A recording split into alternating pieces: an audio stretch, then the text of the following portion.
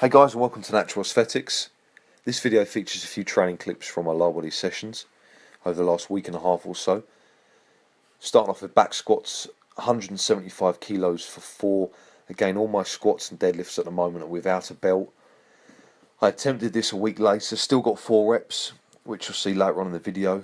I wanted 5. I'm going to give it one last attempt next week to try and hit 5 at this weight. The week after, I'll be going back to using a belt, taking the weight up a little bit. Even if I hit 4 reps, I'll be reasonably pleased because I'll more than likely be about 2k lighter than when this particular clip was filmed. So it's a good indication to me that if I can match that, I'm making progress because I'm lighter. Deadlifts still aren't feeling great at the moment. Just not feeling particularly smooth. Watched a few videos from when I was at my strongest last year, prior to when I got ill, and these sort of weights were moving so much quicker. But I mean, it's hard to compare the two because I'm not wearing a belt at the moment. Also, I'm doing my deadlifts after my squats, whereas before I did deadlifts on a separate day where I was fresh. I was also 100 kilos back then, whereas now I'm 93/94. And I was using pre-workouts and caffeine before.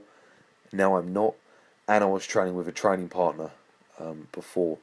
And now I train on my own. So when I think about those factors, and I try not to use them as an excuse, but nevertheless, it's hard to compare the two, so I don't get too down about it. And I know when I start putting the calories back up after my show in July, that the deadlift will shoot back up again to those levels and beyond, regardless of all those factors. So this brings me on to the second half of the video, in which I wanted to talk about poisonous pre-workouts. And I say poisonous because 99% of mainstream pre-workouts are. The chemicals inside them are poisonous, and more importantly, the effect that the combination of specific chemicals and ingredients has on the body is toxic and it's poisonous. Short term or long term, it's going to catch up on you. It's just cause and effect. It's common sense. You're going to develop problems from using stuff like that. It's inevitable. If you smoke 30 cigarettes a day for 30 years, you're going to develop serious health complications that will be hard to undo. If you smoke 1 cigarette a day for 30 years, your health complications won't be as severe, probably, but there is still going to be some consequence of that. And that's just the way it works. It's cause and effect. And also, not including the fact that genetics play an important role in determining your vulnerability, your threshold for certain products, certain toxins or chemicals or foods, and some people can handle certain things better than others, and of course you don't know that until you try that. Basically, this video on YouTube from a very popular fitness YouTube channel. He's also natural, and he's reviewing a product that was sent to him by a friend who's also very popular in the bodybuilding scene because of his very open usage of steroids and Synthol. And automatically, just because of his Synthol abuse, I have absolutely no respect for the guy whatsoever. But that's besides the point. This guy has created a product called Freak Juice, I believe. Freak Juice, yeah. And this he's sent over to this guy on this YouTube channel, and he's reviewing it and trying. He's very positive with his review, which coming from a natural channel seems a little bit contradictory, but basically it contains a few ingredients: 400 milligrams of caffeine, 25 milligrams of ephedra, and 35 milligrams of 1.3 dimethyl or DMAA. Those latter two are banned, and for good reason. So basically, ephedra is a nervous system stimulant.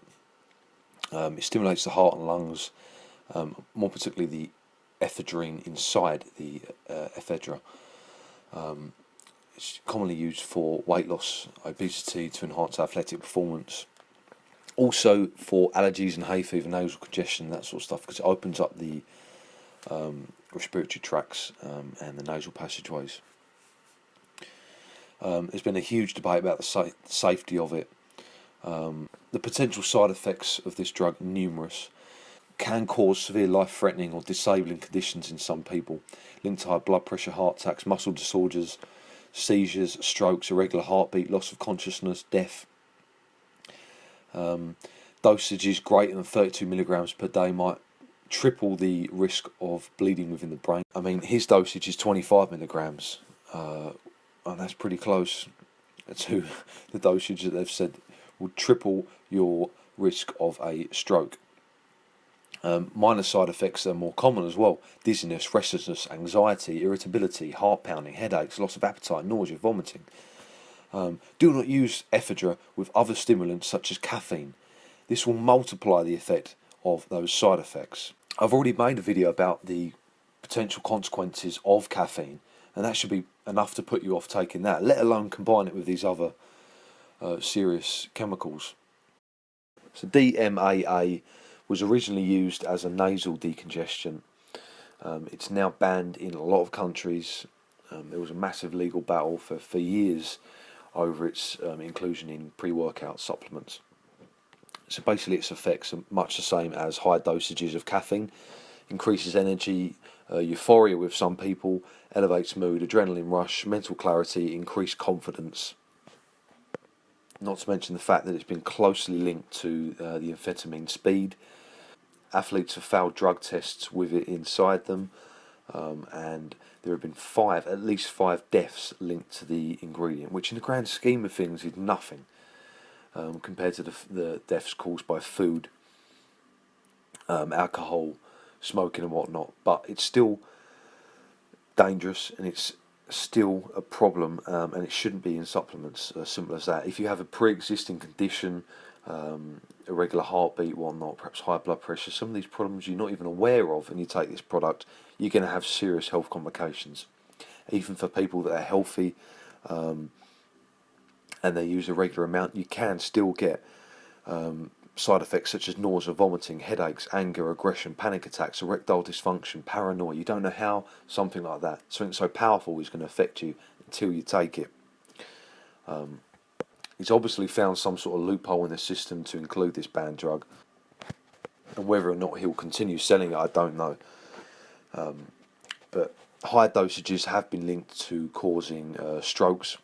When you combine these ingredients together, including the ephedra and the caffeine, then it's a problem.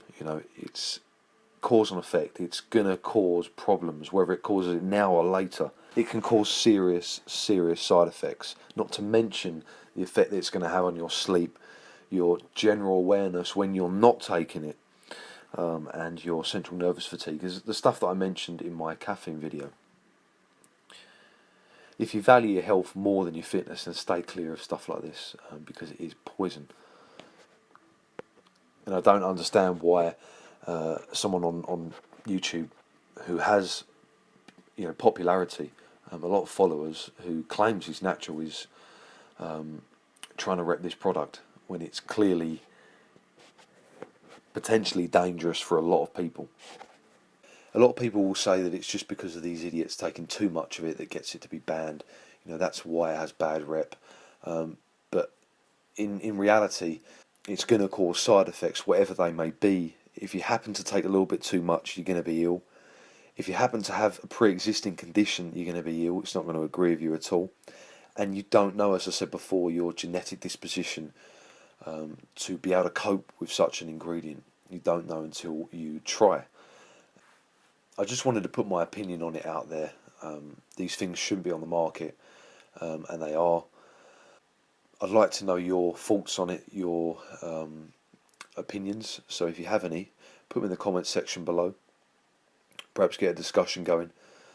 And don't forget to check out my Facebook page if you get a minute. And stay tuned for more videos. Stay strong.